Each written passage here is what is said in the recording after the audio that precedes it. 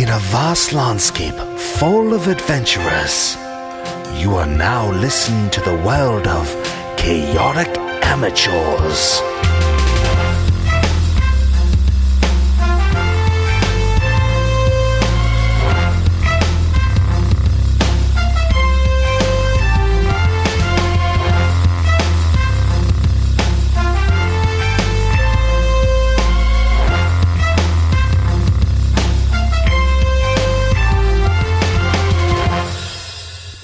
And welcome back to Chaotic Amateurs. Hey, everybody! It's the as you can tell, it's the from the on the internet where you see the things you download your stuff. It's the Epilogue, and it's our final wrap up for season 3. I am your host and DM of this crazy adventure, Bentley Michaels. To my right, I have Caleb is Cinder Darkloft. Dash is Paelias Ian Earth. Rett is Durok Dragonsbane. And Milo is Ren. Oh, and I believe that is the last time that they're going to introduce an episode like that, folks, here. We're going to do a little bit of an epilogue, and then everyone has written their own sort of thing. I have something, and then we're going to go around the table, and then we're just going to talk about all the great times that we've had just being best friends playing Dungeons & Dragons. So, here we go.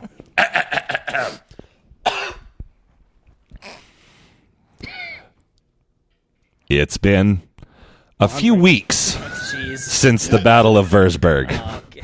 The time has been spent rounding up Bervin's people.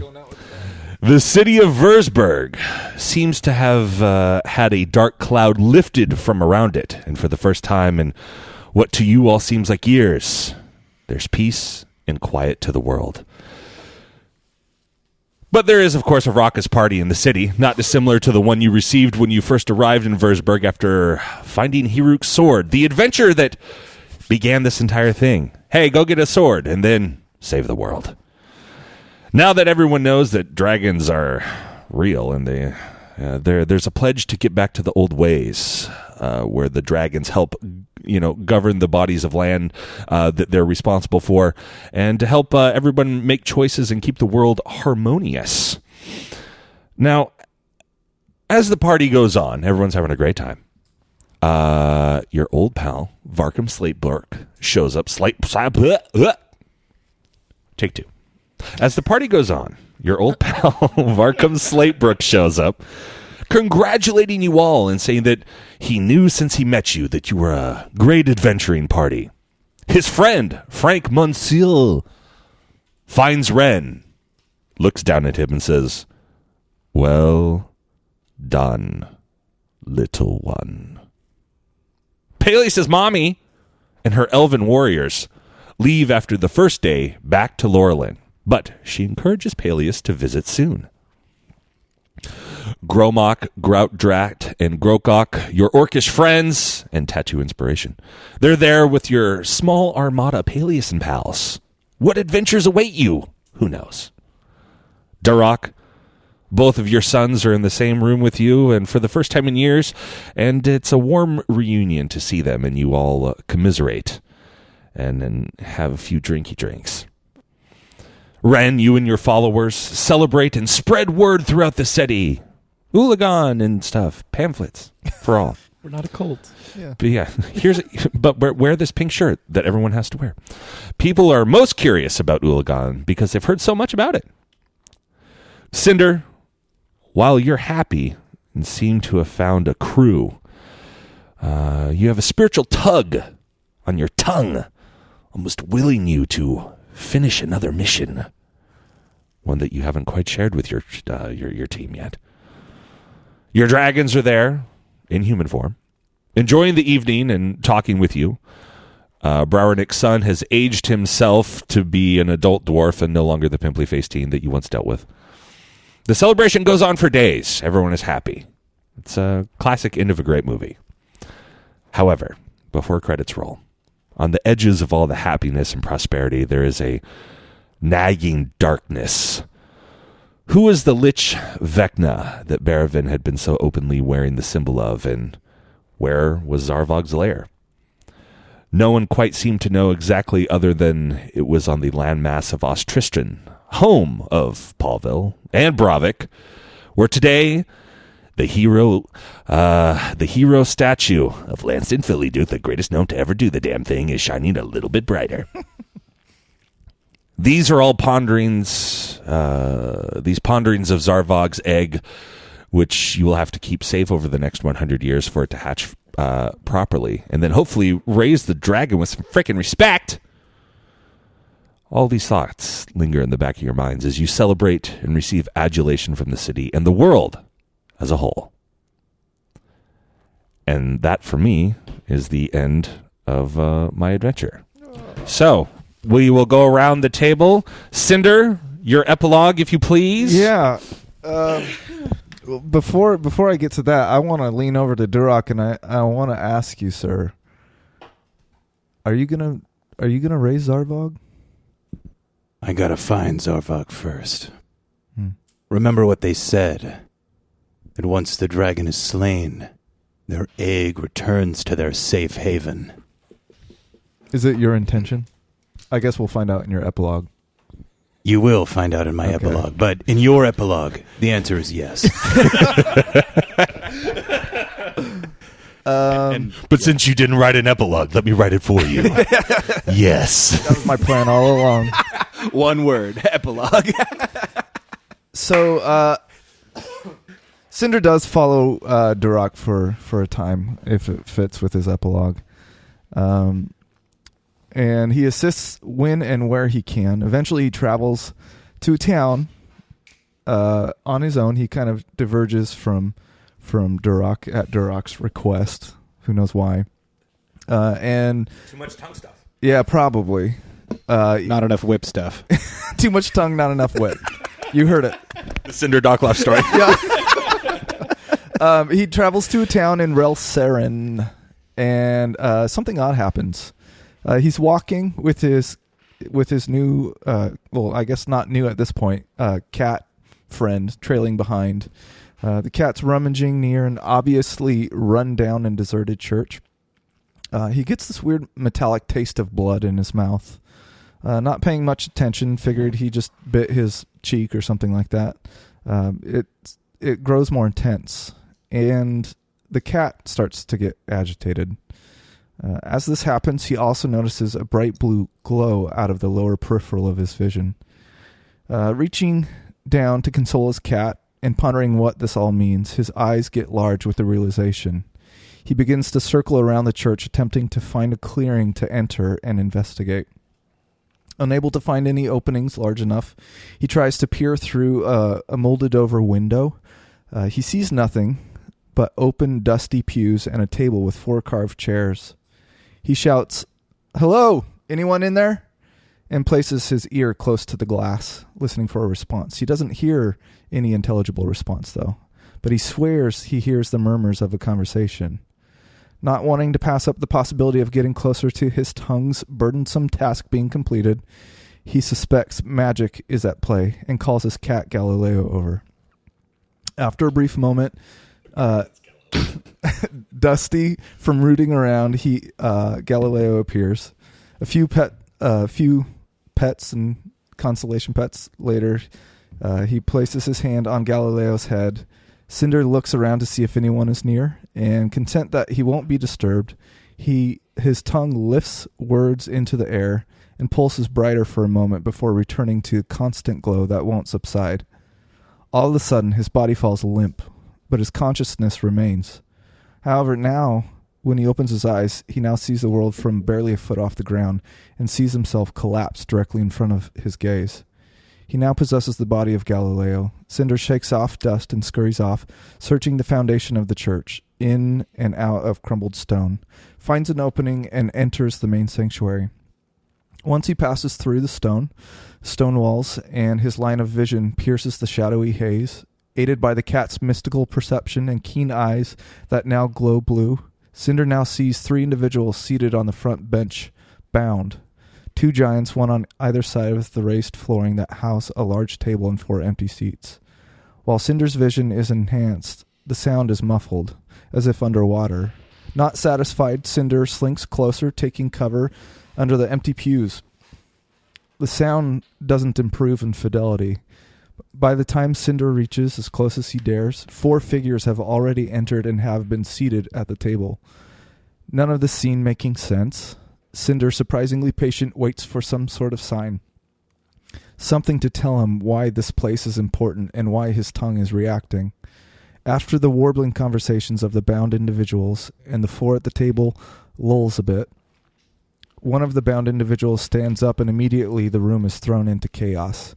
A green mist forms into a horrific being, something never seen before in Cinder's previous adventures, which is surprising considering how many adventures he's been on. Something very dramatic is playing out here, but Cinder is clueless as to its significance. Shortly after the chaos begins, a bright flash blinds Cinder, throws Galileo to the back of the sanctuary, hitting some debris with great force, and Cinder, still limp, is knocked properly unconscious and out of Galileo's mind. For a moment, there's nothing but dark and rest in Cinder's mind. He comes to with a start. But it must be a nightmare. He's back in a dark cave from almost a decade ago, chained by his neck to a stone slab, robed figures around him chanting. Looking to his left, an elderly tiefling stares at him, mouth agape, bloody and empty, corners of his mouth rising slightly as he sees Cinder awake. The life then seems to leave the eyes of the old grinning tiefling. Cinder attempts to scream, but he can't do anything but produce a gargle of warm fluid. Looking directly over him, he sees a robed figure standing, straddling his chained body. The figure, holding in one hand a glowing, pulsing, and throbbing blue piece of flesh, and in the other a curved, ornate dagger covered in dark fluid, bends down towards Cinder's face. As the hands and their dark possessions move closer to Cinder's face, the chanting crescendoing in fervor, he lets out one last gurgle and closes his eyes. In the darkness, he can hear the figure over him whisper in his ear, "This dark deed will beget more dark deeds, and yet stifle others. You must find the sword of Cass and destroy its possessor. Baron Valgrease, long live Vecna." All of a sudden, he feels a light, scratchy, rhythmic pressure on his face and opens his eyes. Surrounded by the darkness of night, rubble slightly illuminated by his tongue, and a cat licking his face, Cinder sits up, attempting to catch his breath. Cinder swallows hard, saliva still tasting like blood, gives a few pets to Galileo, and stands up, dusting himself off with one hand. Unfurling his whip with the other, he says, "Galileo, it seems we have a date with a baron and a sword." At the utterance of the word sword, simultaneously Galileo hisses, and Cinder's whip lights a flame. Dripping embers as they walk away from the ruins, led by the mingled light of orange flame and blue glow. Sorry, Milo. Yeah. What? Nice. What? It's just where it led me. I don't know. I'm sorry. I dig it. To Milo? Well, Baron Baron Valgrease. Valgrease. That's his character. Oh, right. Oh, that from Bucky. asshole that I don't Yeah, like. from Yeah. Bucky stuff. Yeah. Yeah. So it seemed that Cinder's ultimate task in life is somehow intertwined with your task in life, And that's and what they oppose. And that's what I tried to do, like, because once we started playing your game, like, my whole thing, you can see it in, like, the Season 2 notebook, is my whole thing was it was going to be about a lich controlling this thing. That's right. I remember you a long time ago. You were like, "Dang it, you." So You I was really like, liked I'll that. just take my lich and make it your lich. Yeah. And then, that's why, like, in my epilogue, I say there's still something out there. It's I still like it. your thing. So, I mean, the door's still open. Yeah. But that's a very cool... That's a very cool thing, bringing in the worlds. That's what I was trying to do too, like, to bring in, and then have it be on that the landmass of Ostristan, like where we started everything. Yeah. I smell a spin. I smell a spin-off. I spell a spin off. Yeah. Word. Hollywood. What beer are you on, bud? Adding in the ones where you were at beforehand with your pals. Let's just not talk about that. Yeah. So would you mind disrobing real quick? That's Oh God. Just kidding. that's a really cool ending there, Cinder. Thank you. Yeah. Thank you. I'm happy to see. I thought I was. Well, you guys will see in my epilogue, but I thought I was going to be the only one that brings up something, and so far everybody's brought it up. Oh, good. Right. So, Down. So it shows that we're all in the same place. All right, who's next? Next is Paelias. Brought what up? Rett? Hello? Oh, I'm so Stroke sorry, out? dude. Total stroke. I thought that I was going to be the only one to bring up like the Lich and stuff again. Oh. And so far, everybody has brought it up. It seems to be a thread. Yeah, mine's going to have the Lich too. So anyway, Paelias, it's your turn. Oh, mine won't have a lich. I'm sorry. Well, it can. It's not too late. Tourette He is the Lich. He is the. He is. Paelias was Vecna the whole time. Yeah. Pulls off a mask. There's no surprises here, I Paelias. didn't really. I had my eye on write you. anything down. I mean, I wrote it down. That's okay. If it makes you feel any better, Milo and I didn't. Yeah, either, we didn't. so. We didn't write anything per se. Oh yeah, I started to write it, and then I was just like, it just seems like a lot. I already know. Yeah. Okay, so Paelias, Ian Earth. Here we go. So after the battle and everything that happened at Würzburg, Paelias sets sail with his small little armada in search of course, new adventures. Paelias and Pals, yes. In search of new adventures and new opportunities, but cruising the high seas, looking for treasure and excitement, just didn't do it for him. It's not the same, you know. And so he remembered when he was originally hired on to do the adventure, was his whole task was to guide you adventurers through the narrow. What was it called? Anyways, to the island of Narrow yes, Green. there you go. And through some treacherous waters, and he remembered that was what got him started on this whole adventure. So he started his own company, essentially, and what they did is like he went from pirate to now he's kind of like anti-pirate. So basically, his company, Paelias and Pals, that's right. He just took the name and ported it right over. Him and his small little fleet, which then grew to a huge fleet.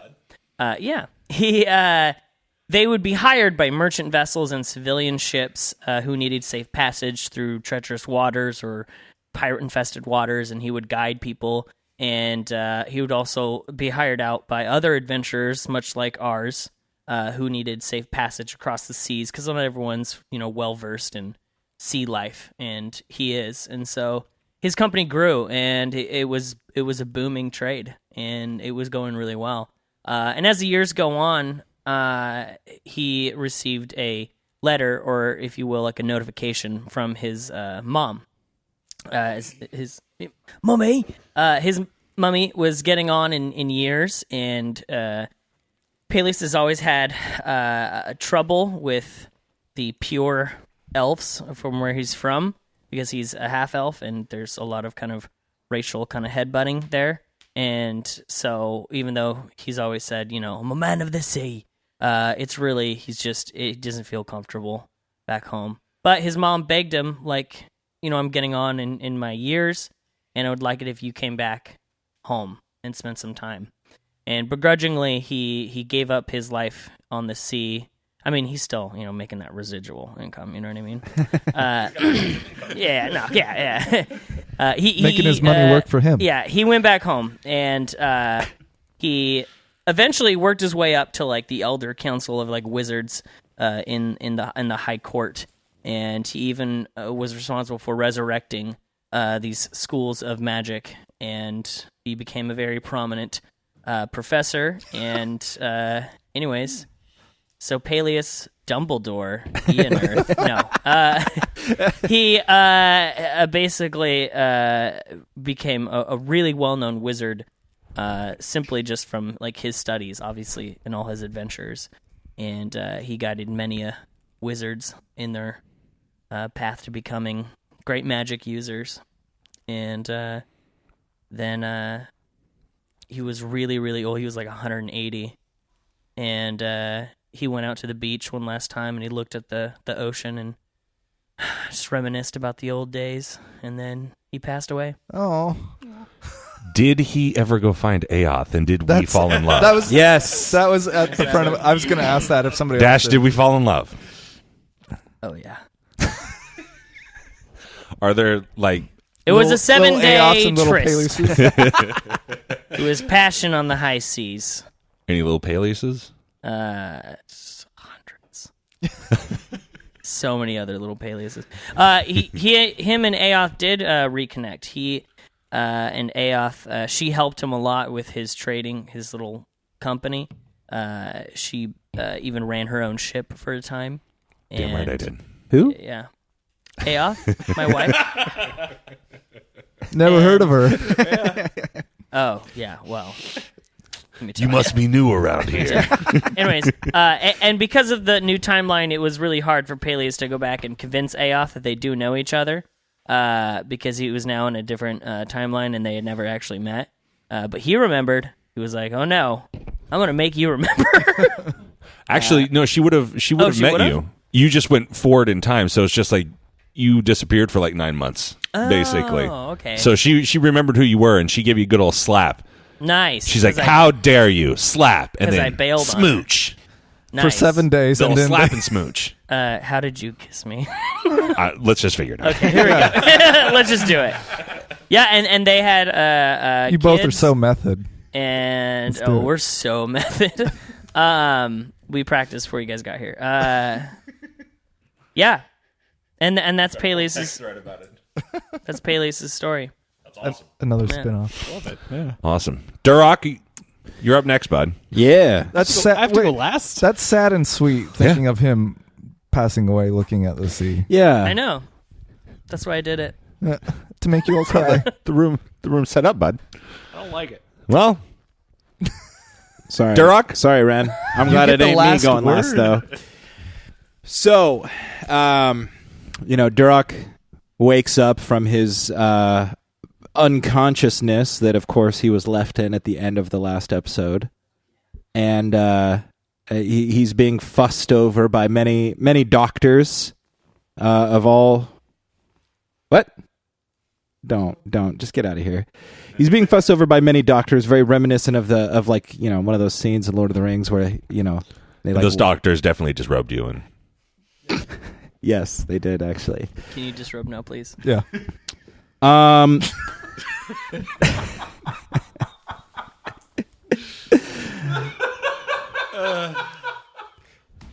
Dude, get him to listen. He would be the best fan. I don't want him to know that I'm out there spreading around his fucking story, dude. I'll fill him in after this. Our Patreon would be so funded. So anyway, Durok wakes up, and for the first time in many, many, many, many years, he is afforded the opportunity to rekindle his relationship with his kids, and they spend some quality time reconnecting, rebonding while he is in the hospital, recovering. And Durok tries to enjoy the taste of victory, but we all know him. And it isn't long before his mind quickly turns back to work.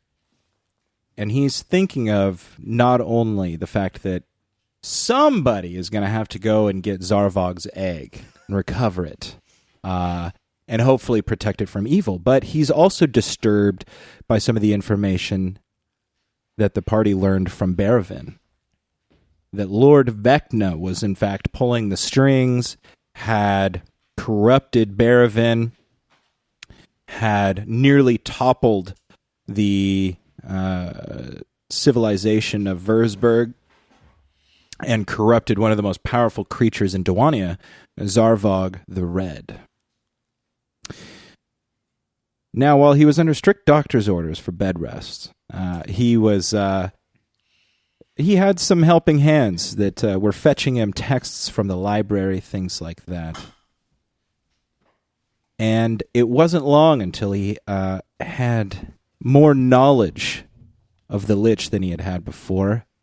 And before he had an idea of where he might be able to locate the egg of Zarvog. And he realized that as long as this Lich was out there, as long as the Lich was out there, he could still get his hands on Zarvog's egg, and he could still rise to power and prominence in the same way that he did with Würzburg.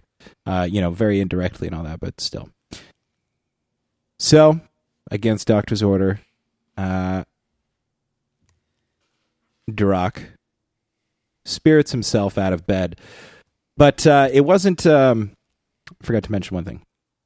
Also, in his victory, the High Council of Würzburg, which are the sort of elder members of the Würzburgian Senate, conferred upon Durok the title of Protector of Würzburg, a title that had only been given once before in the last 1,000 years, and it was to his great-grandfather, Huruk.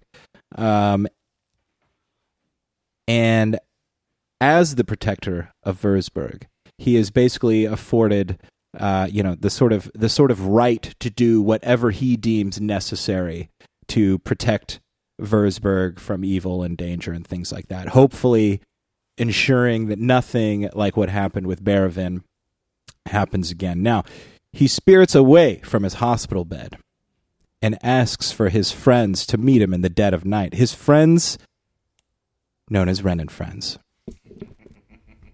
Totally there. So, in the dead of night, outside the walls of Würzburg or in the dark alleys, whatever have you, he looks at you all. Friends, I'm afraid I've rested too long, and it's time I set out. The egg of Zarvog is out there, and there's whispers of a dark, twisted magic. Vecna, he calls himself. Unfortunately, there's little I can do from my bed at the hospital. And so, I'm setting out tonight. But I would be remiss if I didn't ask my brothers in arms to join me. What say you, Cinder? You have my whip. And Paelias? Oh, yeah, no, all right, I guess, yeah. Ren? Well, buddy, you're like my brother, my most important friend, and anywhere you go, I'll go with you. I'm glad to hear it, Ren. I feel the same way. Whoops. My mind went blank for a second. And that adventure begins. And so, that adventure begins. And Durok has one more thing to say. Ooh. And he says he knows that... I know that we won't be able to stay together forever, even though I would have it that way. But my new title as Protector of Würzburg affords me the honor of conferring upon you some titles and privileges myself. Know now that the halls of Würzburg are forever open to you. And I ask you to join me in dubbing us the Band of the Dragon. Protectors of Würzburg, protectors of Dawania, and should the head of evil ever turn its way towards us, we will be there to stop it, ever vigilant, ever present. What say you, team? Yeah. All right, let's go get this egg. Let's give him one hell of a fight. Yeah. Or I guess. That's exactly how it should. That's the exact same. You always give an impassioned speech, and then everyone's kind of like, well, yeah. All right, let's go kill anybody in our way. There's no DM to make us roll anymore. So. Okay, so we win. Now I kill at will. Exactly. That's awesome, man. Yeah. Good for you, bud. All right, Ren. Oh, dear little Ren. So Ren. Of course, after the fight, he gathers all of his followers of Ulagan. Definitely names Yuri to, become the leader of the Church of Ulagan here in Würzburg. Goes and meets with Durok and his other friends and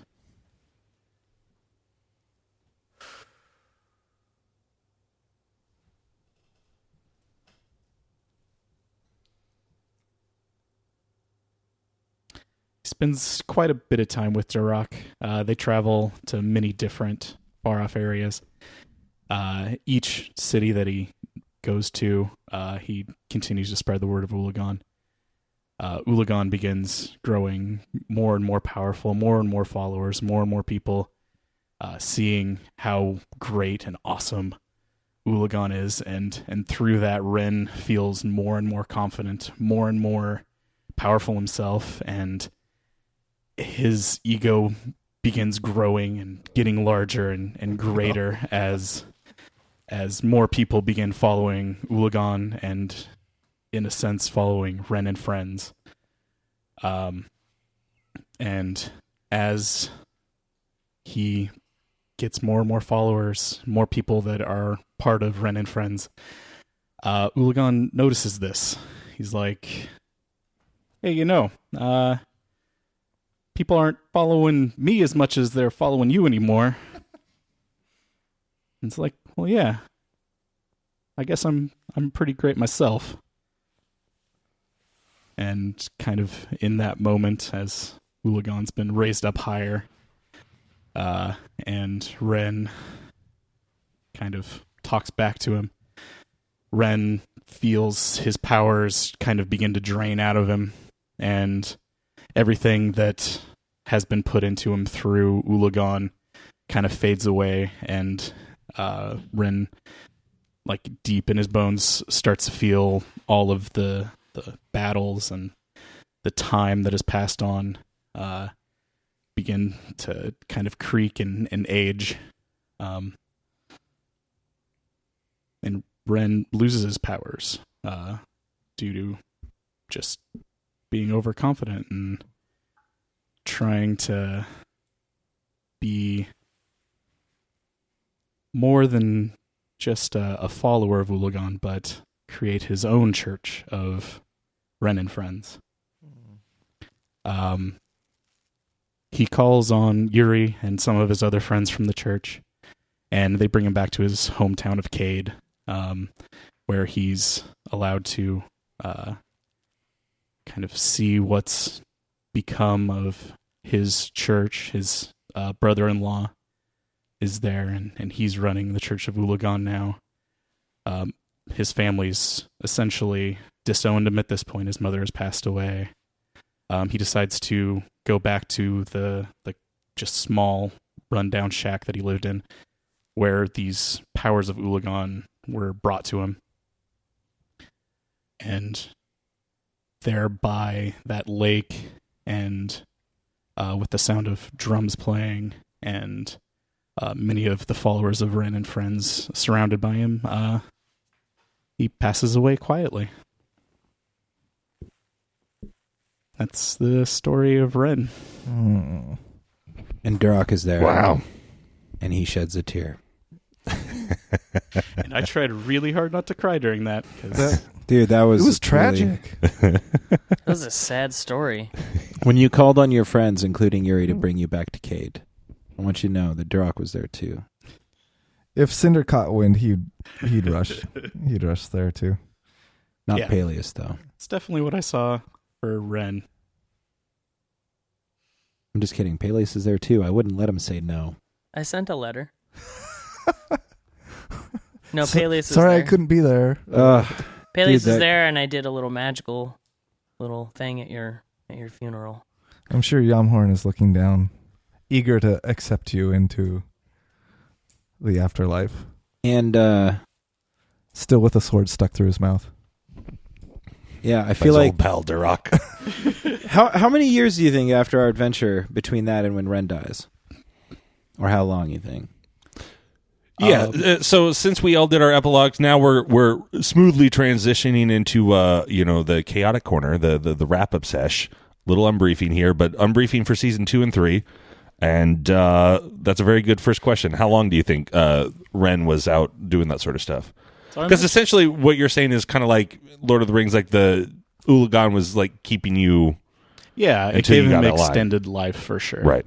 I feel like Ren and Durok probably stuck together for several years at least. Yeah, I think so too. In my mind, there's something as they're working together and as they're, trying to fight this lich and trying to find the egg, and at some point there's something that drags them apart, in my mind. I don't know what it is exactly, but I feel like Ren decides to leave at that point and then kind of go off and do his own thing. From your epilogue, it sounds as if the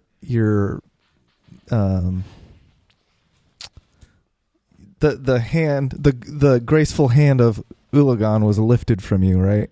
And that's what kind of drew your powers out and allowed you to age and die, essentially. Yeah. But before all that happened, it was kind of your ego and your hubris kind of grew too big, and I wonder if maybe there was a conflict between you two, where maybe something small was blown out of proportion because you thought you were so. That would make a lot of sense. That could work. Here's also what I was thinking. So I've had this idea for a long time, and it has never come up, and now we're kind of at the end of it. And maybe I'll make it canon in the post. The post. I'll decide if it's canon. It'll be the post epilogue.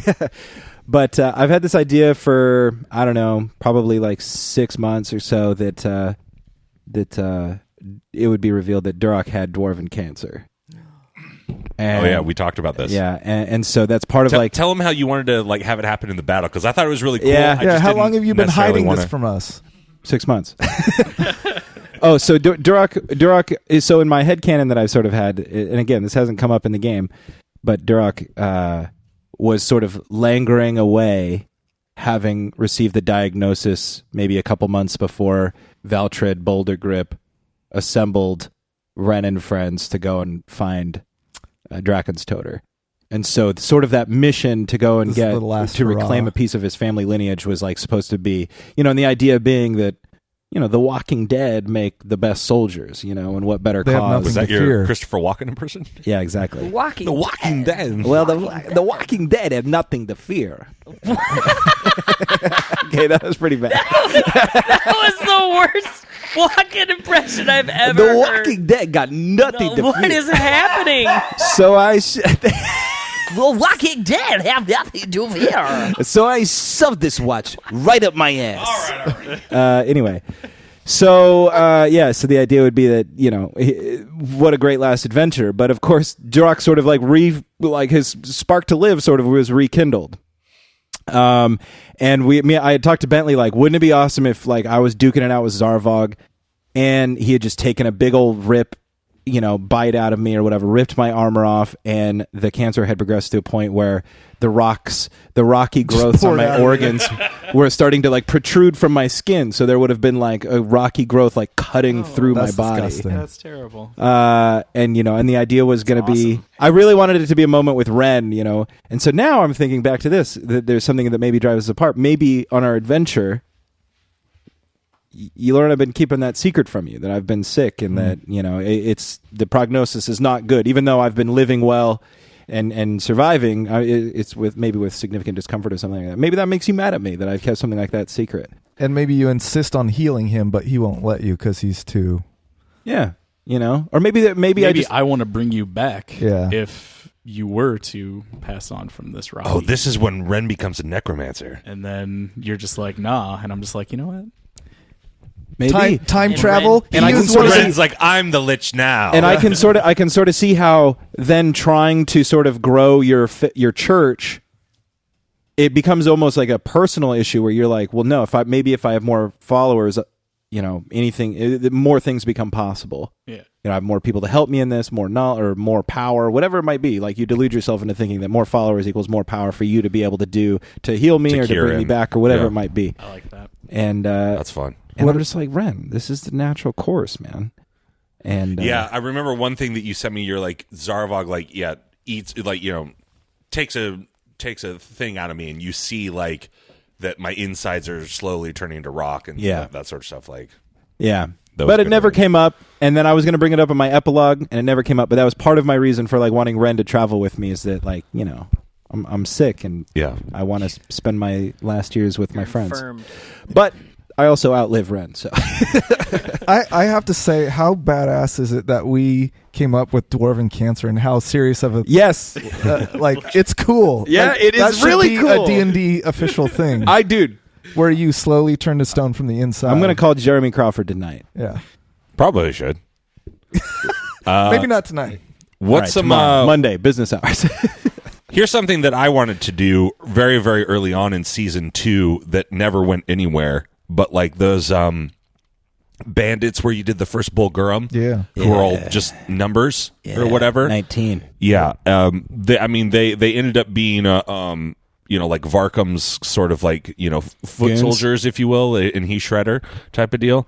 Like I wanted more of that. Like I wanted to incorporate them more throughout the world, but it just never. Yeah. It never came up. Like in my head, where I was like, I mean, I guess I could have used them as a caveat. Like going back, looking, thinking about it, like I could have used them as more of a caveat through any place you went to. There was like these. It was like this group of bandits, assassins, whatever, like they were always part of the world. Like that's something I wish I would have actually explored more. The Is there pineapple- anything in pineapple any of game. your guys' heads that something that came up, something that happened that you thought might be something that didn't come back again? I never got to name Durok's father.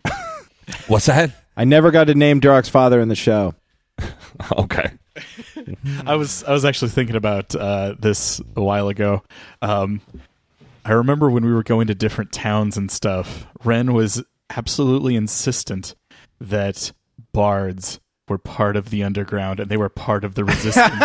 And we needed to find every single bard in every town. Airtorn, he saved our heinies. That's that one true. time. You did do that, and because you kept doing that, I purposely never did anything with it because any place you would go, you'd be like, well, the bards, like the musicians, they're Let's go. Yeah, the I punk remember kids, that. Yeah. these damn punk kids, they'll know information. I'm like, not in my game.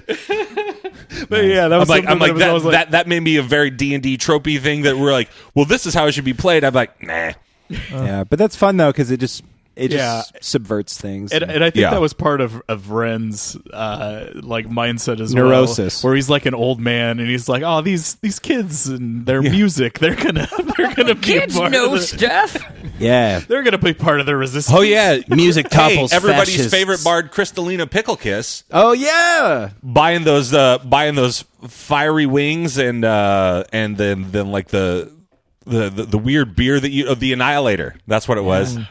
yeah. That was a funny episode too because like I was like, okay, so Durok, you take and you feel, you're like, Durok barely feels it. I was like, that's the exact opposite of what I just said. You're like, it's just like that was one of the first times that I think you really played Durok like what he became into. You're like, yeah, have another round on me, Bard. More wings, everybody. Like, That was also, I think, when we came up that dwarves have 2 livers. yeah. Yeah. Yeah, Yeah. redundant livers, yeah. Yeah, because that explains their resistance to poison as well as that they have 2 Their livers. heartiness. Their heartiness. Yeah. I want to know what happened to that kid that Yamhorn killed that Ren brought back. Billy? Benny, Yeah. Billy, my boy. What did he grow up to? The Yeah. first Billy? can we get him? So I want to know what happened to him. I think we should all decide what happened to him and what happened to Probe. Yeah, what happened Oh, to Probe. Probe? Yeah. Oh, yeah, Probe's what chilling. Probe, he was there with all of the celebrations. He's captain of the He- guard at Versberg. He worked his way up through the Perfect. ranks. My first act as protector of Versberg is to put my man Probe in charge. Yeah, we forgot Probe about him doesn't for know 6 what to episodes. Probe sometimes shows up. Who knows? What, to guard the city. Yeah, yeah. I don't know. Hey, wait, what about Probe? City Where is Falls to they just First Billy, Billy number 1 that you guys killed, and then who brought him back? Ren. I think Ren did. Ren, yeah. Ren brought him back. I'm going to say that he goes on to be a very fanatical follower of Ren, Makes sense. and follows him and becomes one of his right hand guys Like a in the cardinal. whole church of in the Church of Ren and Friends. Very, very high up, like comes to him, hey, you remember when you saved me? And Ren's like, of course, my son, blah, blah, blah. And like, he ran the church that Ren basically desecrated and took over, and where you guys were in the bell tower and He- Paelias cast spells from it. And, He is like your Lazarus. yeah. Right? Oh yeah, sure. Yeah. So of course he's gonna spread the word. Hey, Ren, bigger far than and Jesus. near. You know what I mean? Yeah. Jesus isn't real in Dungeons and Dragons, so Wow, Careful. might be canon next time. Actually, that is my next character's name. Jesus. Jesus. Jesus. Jesus of Nazareth. Jesus H. Christ. Yeah. Yeah, Jesus Herbert Christ. Herbert. Jesus H.W. Christ. Jesus Herbert Walker Christ. Jesus of Greyhawk. That wasn't Okay. What are some other things like? Does so Ren, you had one. Caleb, do you have any like? Were there any threads that you were like, I wonder if this will go somewhere, and it didn't, or it went in a different area that you thought? I don't think so. It's mostly just the random characters that we came across that I wondered what happened to. Like the pig farmer? I was super curious about Aoff, and it sounds like they hooked up for about a week and then Had split hundreds away. of No, we kids. fell You in said- love and got married, and You said 7 days. He did say they got married, though. no. Oh. Because when I said No, 7 who, days of pure passion. Yeah, Okay. it was. A Were we 7-day invited to the wedding? love-making session. nonstop. Yeah, I mean, Day blended to And I night, gotta say, night blended he into was day. great. he Paelias learned magic for a reason. Were we invited to the wedding? Yeah, I guess. Tentatively, my only friends in the entire world. I'm like, yeah, I guess you guys. She's like, honey, you have to invite them, and you're like, why though? Like, it's not that big of a She deal. has 8 bridesmaids. You have to You're like- have somebody. But on I will that. tell You're you like, this. Aoff, Durok doesn't even remember you. You've met him a dozen times. We had him over for dinner last week, and he still He introduced shows himself up to the you. wedding. So, whose birthday is it? Oh, Who are we here for? Paelias, who's your girlfriend? I don't think I've ever met her. I'm like, you've met her so many times. You know, the guy I want to know what happened to was that guard on that island that we kept trying to kill as he's walking away. Like, Oh right. Oh yeah. you like, what do you think he did? He You think didn't he make it carries back. that He didn't trauma make with it back him? to town. He's plotting. Right Yeah. now, he is He's plotting like, for sure. he's like, Oh. I was surrendering, and they kept trying to kill me. He definitely, the spinoff's big he bad. definitely was seduced all by about that. Vecna and was like, I'm going to get these guys. Yeah. Nice. We made him more evil. Yeah. He's the He Ren might, and he Durok. might be he might be a problem for you guys later on. He's down the the Ren and Durok spinoff big bad. Actually, I want to know what happened to that secretary I kept hitting on. Oh wow! She always held a torch for you, Paelias, hoping that you'd come back and liberate her. And then once she heard of the news of your crew, she just basically assumed that, he was definitely saving me. Even though he saved the world, that was all for me. She's got a weird, twisted perspective. But she ended up becoming the mayor of that little town. She took it over, and she'd be like, "This is what Paelias would like." And then she's got like a little framed picture of you. Picture of me. He'll notice me I thought now. I thought it was gonna turn into like a D&D fantasy Fatal Attraction spinoff. Oh, it's definitely yeah. like she's definitely got like a little mural, like the picture, and then it's got candles around it, and like she looks at you as she's the mayor. That she's like, one day, even though she knows that you're married, and Putting lipstick she's on like, all over her Yeah. face. It just keeps circling her mouth. yeah, Like, it won't last. So It won't last. it's the same world, but what happened to Bucky Muckbuckle and not my story. yeah, but You're gonna have to wait And to we find haven't out. finished that. We haven't even Yeah. finished the adventure with Hemo. So who knows? he's gonna meet up with Durok and Ren when they're hunting down Vecna. It might happen. That'd be legit. I mean, That'd be I would legit. be lying to you if I said that I didn't purposely entwine it that way Yeah. for that to happen. That's fun. A little and worried that about just Baron. hide and your what's going ponies. to happen? Yeah. yeah. What happened to Airtorn? dead. He probably got an STD and is dead somewhere. Jeez. You will have to tune in to the podcast version of this episode because I have audio from Airtorn that will What? be exclusively put only in the episode, not for you guys to hear. So you have to Okay. download it. I and hear hope it. so. It's 100% true. What about Yamhorn from another multiverse? What's he doing right now? Oh, he's dead. Across all multiverses. Every Him and funny thing about Yamhorn, What's no his matter name? the multiverse, bad rolling every single time. That follows him through all Yeah. the universes. yeah, Wow. string theory. Wow, or something. there is a universal constant, and it's not gravity. Yeah, it's Yelhorn can't roll. It's luck. Dash, anything that you thought might happen? Any other things that you thought oh, this will come back, or any like threads? No, I mean Paelias. You know, I anything that happens, I just let it go, and then if it comes back, I'm surprised. He's very zen. I will say that you invited your friend, your old druid friend Ashwin, to your wedding before you invited Durok. Yeah, that would make sense. Yeah, and he popped out of a tree. That's fair. Popped out of a tree. He's like, "Hello, mate." And Durok's like, "Wait a minute." Oh, Ashwin. He looks at Cinder and he's like, "Didn't we kill that guy?" No, You didn't. Because Yamharn did was there. not. I know. No one killed him. Anyway, Can't kill him. He's too powerful. And He's the druid he's now. Paelias' friend. Yeah, and he's my friend. Don't kill him. I feel like Durok also institutes a way that we can pass down our draconic tools to keep the band of the dragon alive. Like descended down, we can hand it off to people that we think are worthy. Oh, to your wield them. items? Yeah, Like a new Power Rangers. yeah, yeah. Exactly like that.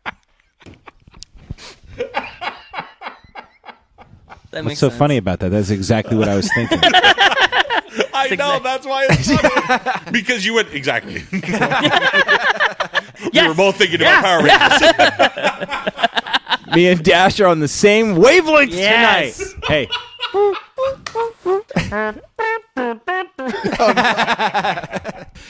All right. Hey. You don't get to end it.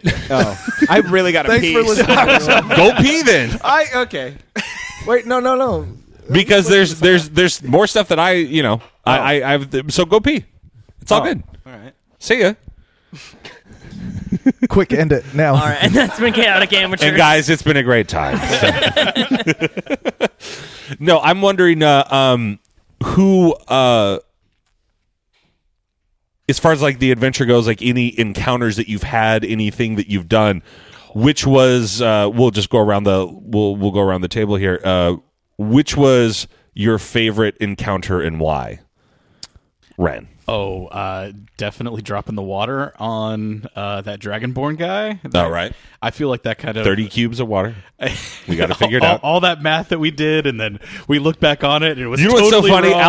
Alex is here because we're getting ready to start season 4. Is that in season 2 we had the exact same fucking fight and the exact same figuring out the math like 50 episodes before we did it with you.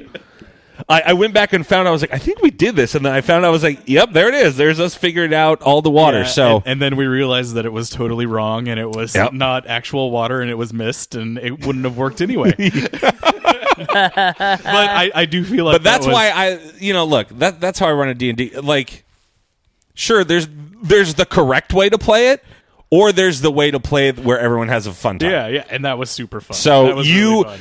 Especially because of like and how intrepidatious you were about, you're like your reaction to it, I was like, you see like a 7-foot tall dragonborn and you go, not cool.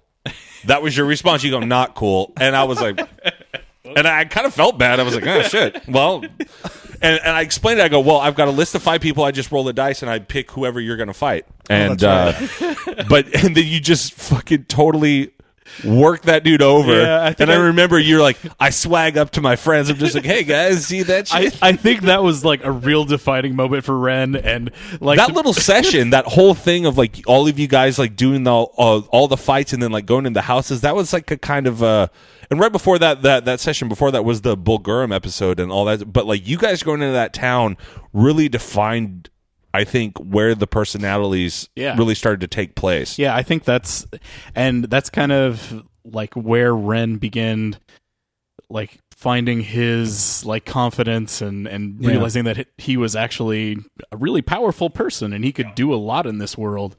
And yeah, that's definitely the thing that I look to. And I you think saw about precursors of that when you guys were on the road to Bulgurum and you were driving that cart, but also you were maintaining a spell on like one of your friends. I forget what, I would probably bless or something like that. But you were doing both, and that was the first time you really like multitasked. Also, Jean-Claude Van Bloodsport was at the celebration. So happy to see you, Durok. Wonderful. So exciting. We did it. I do a split to you. And he does the splits. Do you do one back? Don't be rude. I'm honored by your splits, Van Bloodsport. Caleb, any threads, anything that you're like, oh, this could go this way, or your favorite thing? I don't know. So I really enjoyed, regardless of what anybody else says, I really enjoyed the first scene where Cinder shows up like as a part of the team. Yeah. And everything is kind of confusing. Your opening line. Sorry. Yeah. I got a tiger pelt right before that. Yeah. That's the thing. Like that. By the whole way, your window, artwork is fucking badass. Yeah, that was pretty cool. I like that. That whole window for me was a lot of fun. Just the whole jungle scene, fight scene, and I think that was the same one with the guy that kept trying to get away, wasn't it? No, that was on later. That was on Bog Late. You guys Okay. were heading out of town after we argued for 7 minutes, which I cut.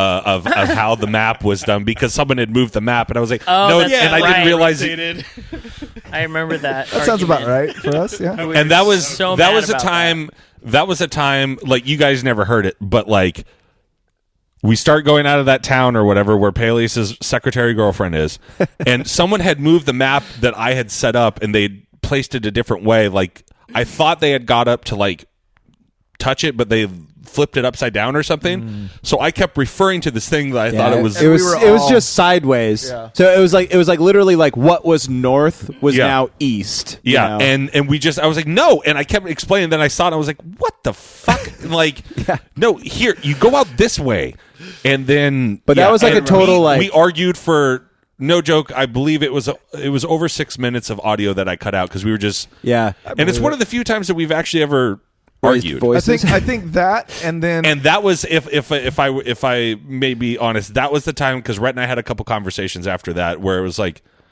he's like, you hurt my feelings, and like I was like, you fucking pissed me off, and then it was like you suck, and no, you suck, and then but it was like Rett said something, and he goes, we're all like giving our time to come here. I don't want to go to a place where it's not going to be fucking fun. right.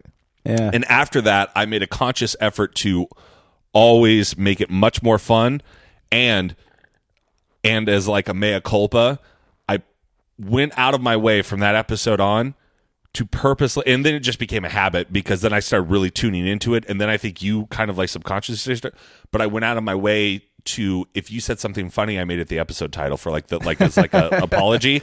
But then I just realized, oh, Durok just says stupid shit all the time that are perfect fucking episode titles.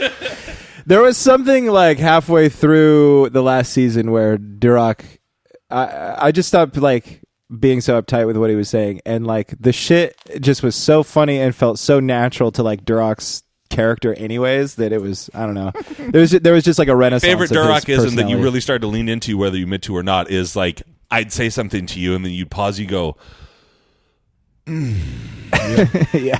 okay. As if Durok really needed to I'm pretty ponder it. sure. I'm pretty sure. Even when like, so me and Caleb have Twitter accounts for our characters, and he created one for Cinder, and I don't even remember what it was, but I was looking through Durok's Twitter the other day because I was updating his portrait, and my only response to Cinder was just. I saw that. Yeah, I saw that. I love it. Oh shit. So Durok, any threads, anything that you thought that like might come to fruition, or something that maybe you wished had like gone in a different direction, like Well, no, not really anything. I wish had gone in a different direction. I wish there was a way that I could have saved Yamhorn. The widow. Yeah, the widow. Close your eyes, widow. But more than that, I was just thinking. Yeah, I think we even talked about that outside of Yeah. the game. Is like, what's a way we could save Young Yeah. Horn? But not only that, there was something else I was just thinking. Oh, I feel like a real defining moment for the way that I played Durok as well was when Baramis died. Yeah, when you punched his fucking head through the ground. Yeah, basically. Which And was Paelias- one of the epic things because Paelias did this spell.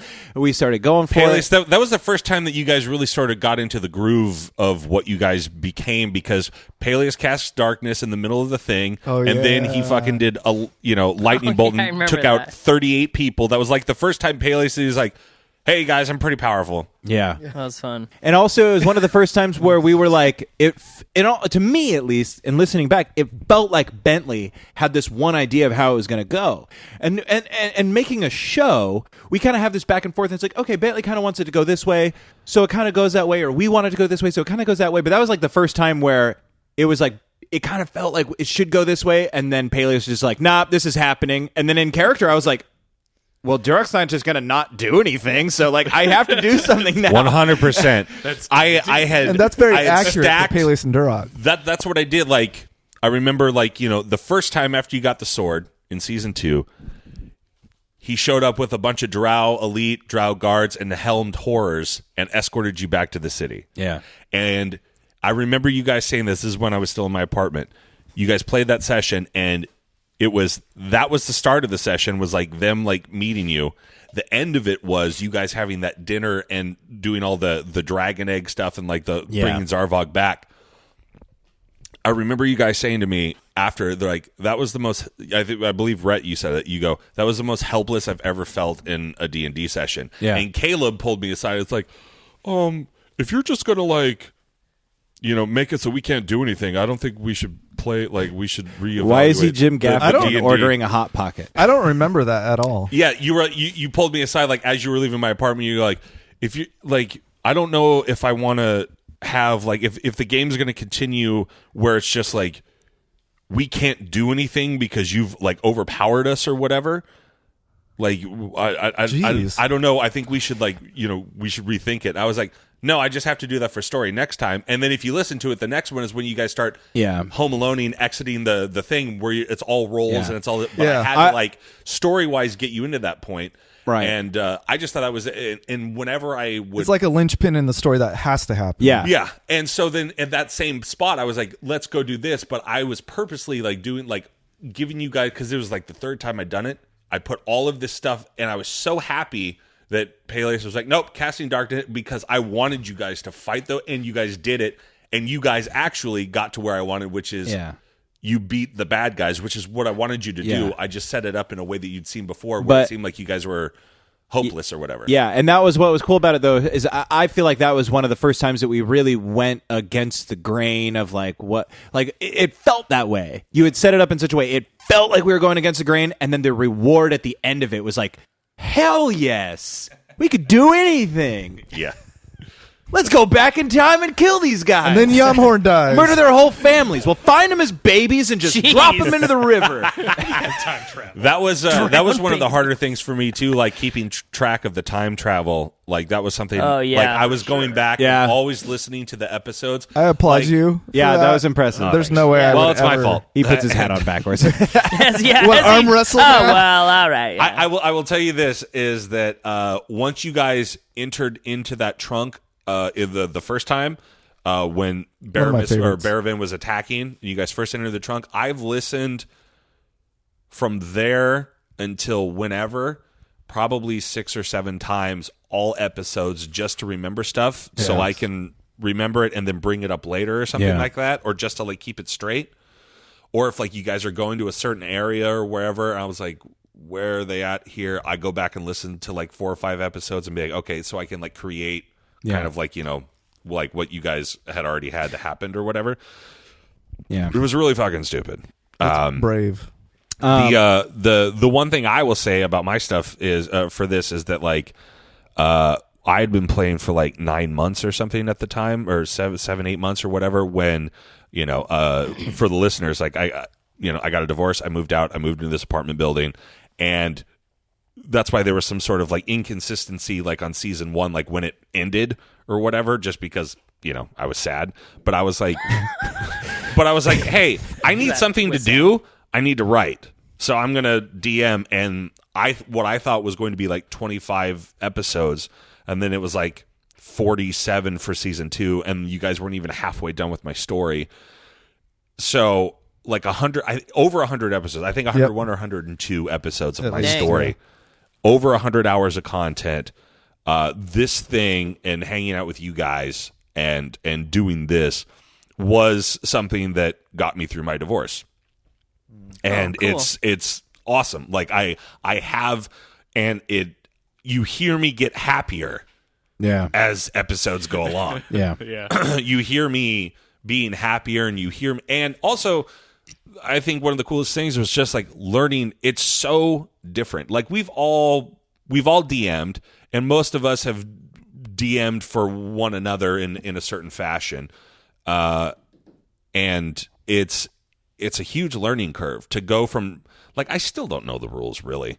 I just go like, what's going to be the most fun for them? Yeah. You're among friends. That's my only approach. What is going to make them happy or really make them mad? Yeah. Like I will say How do that's I get a reaction? that I will say that is my the aspect of your sad chapter of that part of your life was losing Lanston. where I lost my Philly. entire family, right? Yeah, I know. But also losing Dwarven Lanston cancer. Philly Dick. But worse than losing your family, you lost Lanston, and That's true. I did sacrifice him because I was so mad. Yeah. I was so sad. I was like, And- who cares? Kill him. and I was trying so hard to just be like, I didn't really want that to happen, but I really wanted you to still feel involved in But like, hey, the guess decision what? making. Epilogue on the epilogue.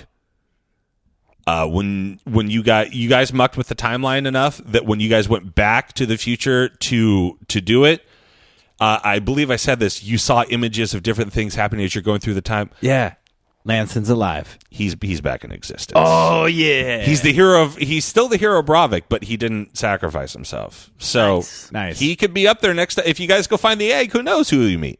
Oh, that'd be legit. What if you hatch the Maybe egg some and it crazy is bozo. Lanston? Yeah, He pops out of the egg. Yeah.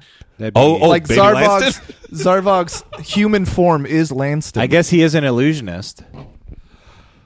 Who knows? Dang, that'd be trippy, yo. What's up, bozos? Yeah. As he pops out of the egg. The one thing I really wanted to say too about the Baramis thing Yep. was the only thing that I didn't get to explore with Durok that I wanted to explore was I had this vision that like losing Baramis and losing him in a way like that happened kind of sent some emotional conflict to Durok and I always thought about cross-classing him into being a barbarian eventually and like really playing on that sort of not the traditional sword and shield battle master of Würzburg, but like just a wild, crazy barbaric fighter. I'm kind of glad it didn't go that way. However, it could happen in the spin-off series. I remember you talking about that, and I think it'd be an interesting choice to like show up like that sort of thing like unlocks in you later in life Yeah. or whatever, and like you get this sort of, and not dissimilar to Ren, like it gives you like an extra 100 years because you unlock like this barbarian rage or whatever. Keeps the cancer at bay. Yeah, it keeps the cancer. My barbaric fire burns away the cancer cells. Bloodlust. Oh shit. Paelias, anything that you would have liked to have done, or I mean, I got to say, and we were talking about this with your pal that you work with at your D&D game, is that you got to cast a meteor shower, or what is it? Yeah, it was Meteor Swarm. Meteor swarm. And Learn the spells. you had said something about that, and then it was like I was like, yeah, a whole bunch of yous. Yeah. Spoilers. Yeah. Spoilers. We have a live audience here today, folks. One of our biggest fans of the show. The person that comes up and tells me about the show, and I go, "Wait, what happened?" She actually is at the $100 a month tier on Patreon. It's crazy. So if you want to come witness a live recording of Chaotic Amateurs, $100. You got to a fly month. yourself here. You can't stay with me. You have to sign an NDA. You have to sign an You gotta fly NDA. yourself here. You can't stay with me. It's a real sweet deal. But you can stay with me as long But as like, I thought that was a very cool idea. Like, we I'll kind of buy came you a up beer. together. Yeah. And also, I think your introduction into the show, one of my favorite things that we did was that you sent me like a couple of paragraphs, and then you and I just, mano a mano, sat in my bedroom, and we played D&D just together, Yeah. and I played a whole bunch of characters, and we did it for 4 hours, and we made 4 hours of like Paelias' backstory. Yeah. Oh, yeah, that's And I right. dropped off your PA amp during that. Yeah. And I was like, oh, it'd be really cool to talk to him about how this is going. And I stood around for like 5 minutes. I was like, well, this ain't ending. And I just left. That's true. That did happen. I forgot about that. I completely do not remember you ever showing up. Yeah, you and I locked eyes. And Bentley was in his closet. That's true. I black out sometimes, and Yeah. I just completely. But that's one of my forget. favorite things. That's the is effect like, my face has on you. was that sort of thing, and then like, because that to me was like your sort of integration into the group. Because I remember like you were just supposed to be a one-off, and I was going to use like more and more improvisers. Yeah, I mean, I did use a bunch of the improvisers, to come in and play characters, but you were the first one. And then I remember after the first session when you left first, and they all looked at me like with like puppy dog eyes. They're like, can you play with us always? That's not exactly how it happened. No, that's exactly. That's how pretty it much it. happens. They're like, he was awesome. Can he always play with us? I was Caleb if he went like wants this. to. He goes, so I don't want to speak for everyone else, but like that was pretty fun, right? That dynamic he added. What do you guys think about maybe seeing if he wants to come back? It's like trying to ask if your significant other wants to swing. Like, how can I word this in Can a we add way this player that to our won't sound game? creepy, but I'm super into this person? That's pretty easy. not on a relatable. playground. Is that not normal? Not relatable. Oh, is it just the married guys? Up top. So weird. Caleb, are you going to get a divorce soon? Yeah. I'm here, aren't I? Why do you think me and Caleb love hanging out so much? I don't know. There. Don't use his name. Come on. I'll believe it. You can believe it. He's not going to believe it.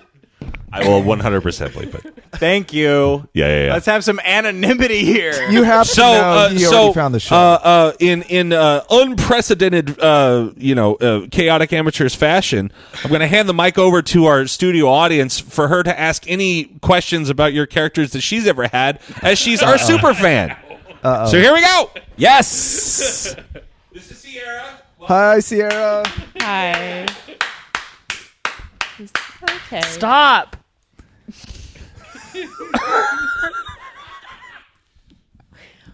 Why was Paelias' dad never brought up for a lot of this stuff?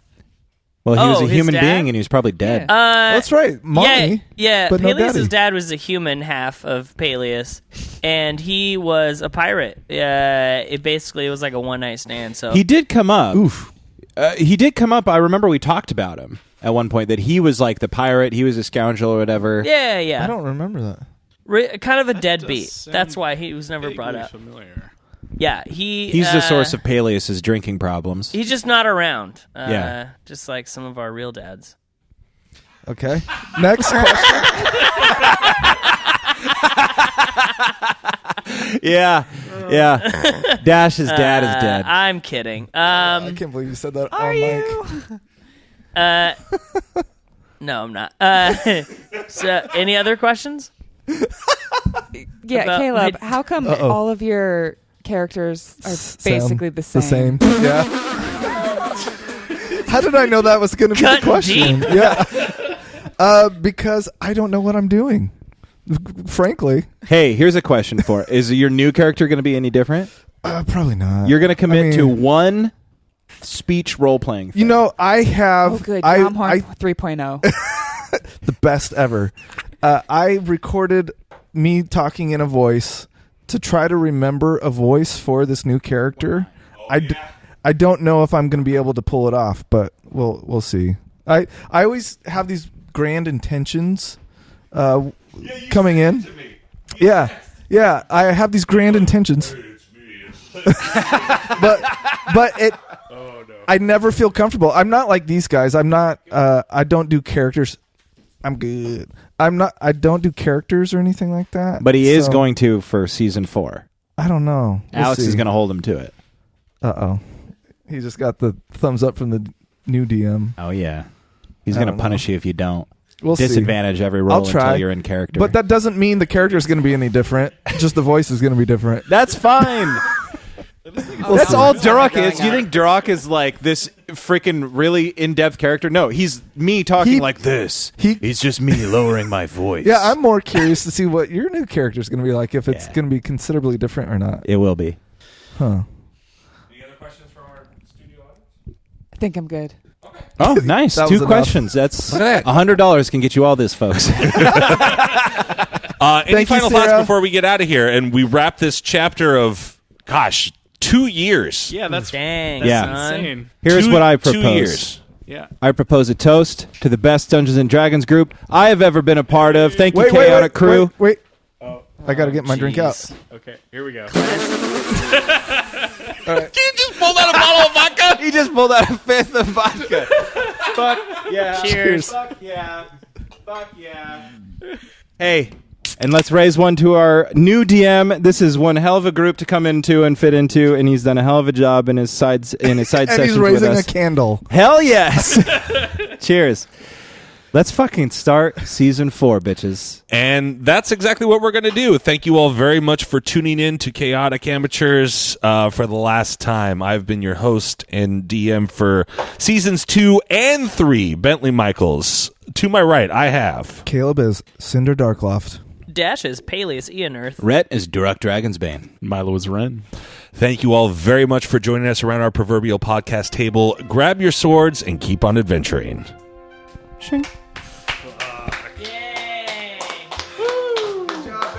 Anyways, it's about time to tell you guys that I fucking hate...